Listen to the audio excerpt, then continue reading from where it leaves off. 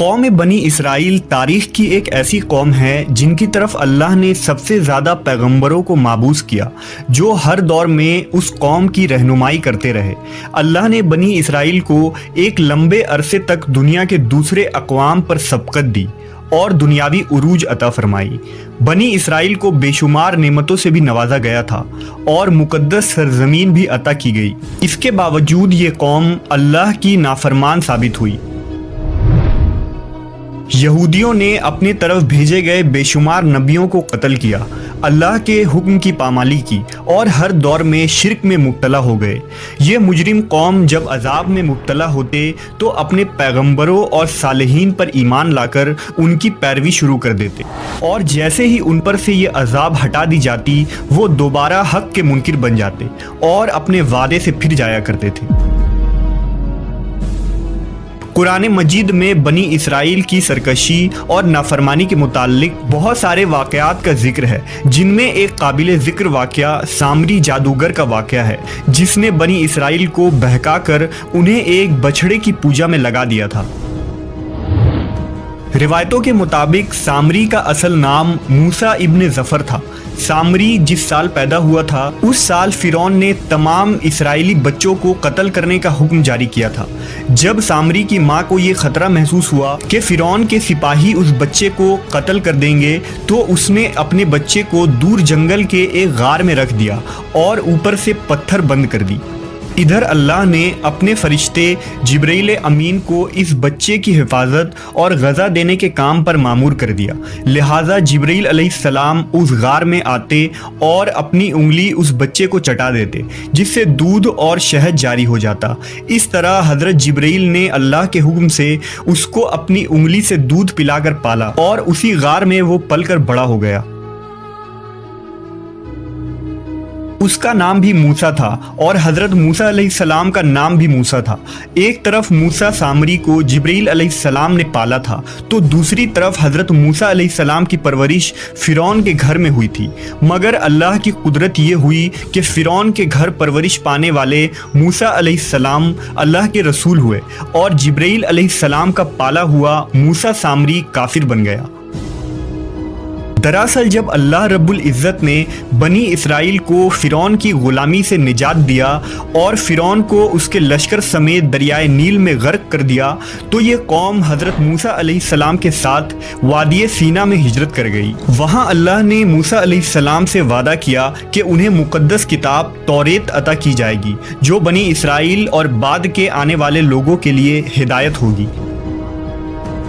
حضرت موسیٰ علیہ السلام کو یہ حکم ملا کہ وہ 30 راتوں کے لیے کوہ طور پر قیام کریں، اس کے بعد انہیں توریت دی جائے گی۔ لہٰذا حضرت موسیٰ علیہ السلام نے اپنے بھائی ہارون علیہ السلام کو اپنا خلیفہ مقرر کیا اور بنی اسرائیل کو اپنے بھائی کے سپرد کر کے انہیں یہ کام سونپا کہ جب تک آپ کوہ طور سے واپس نہ لوٹیں گے وہ اس قوم کے مسائل کو دیکھیں گے اور ان کا انتظام سنبھالیں گے۔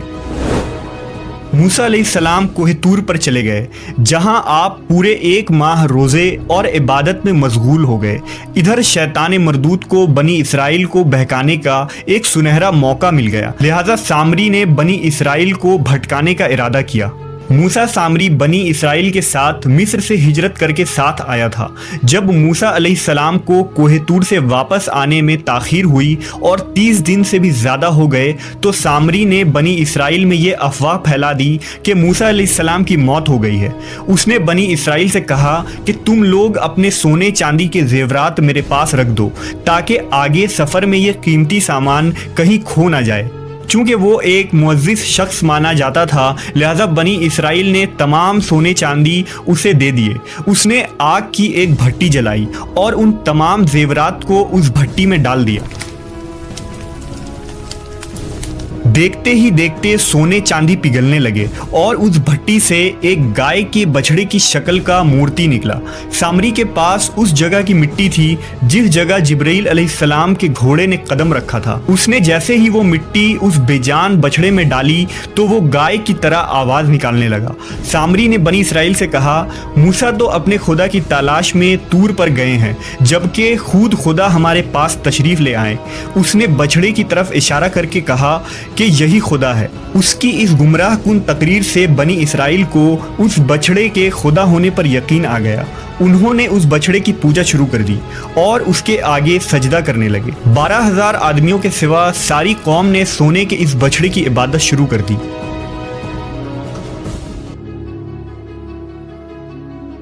ادھر کوہ طور پر مسلسل 40 دن روزہ اور عبادت کے بعد موسیٰ علیہ السلام کو اللہ کا کلام ملا جو 10 مقدس تختیوں پر تحریر کیے گئے تھے۔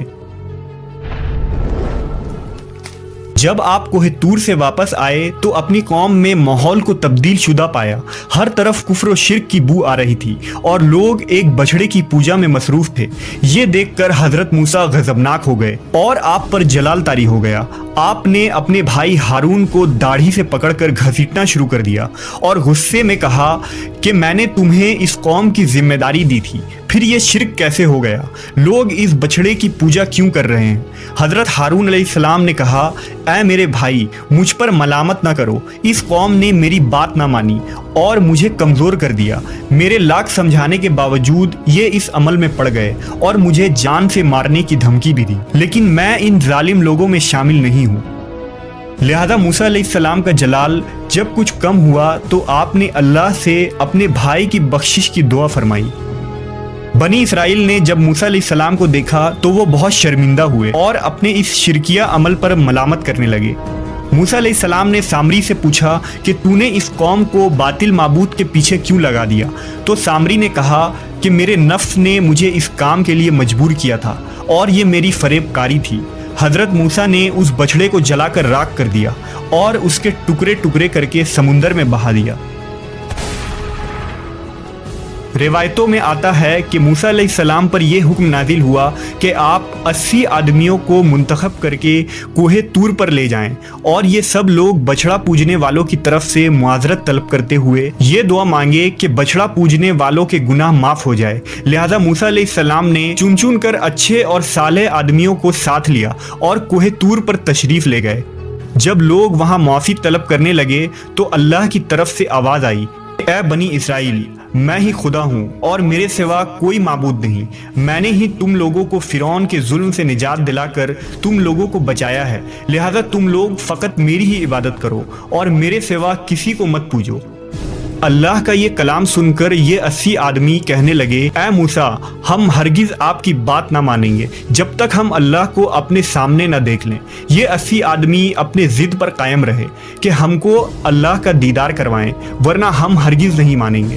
حضرت موسیٰ علیہ السلام نے انہیں بہت سمجھایا لیکن وہ اپنی بات پر اڑے رہے، یہاں تک کہ اللہ نے اپنے جلال کا اظہار کچھ اس طرح کیا کہ ایک فرشتہ بھیجا جس نے ایک خوفناک چیخ ماری جس سے ان لوگوں کے دل پھٹ گئے اور یہ لوگ مر گئے۔ حضرت موسیٰ علیہ السلام نے اللہ سے ان کے دوبارہ زندہ ہونے کی دعا مانگی تو یہ لوگ دوبارہ زندہ ہو گئے اور اللہ پر ایمان لے آئے۔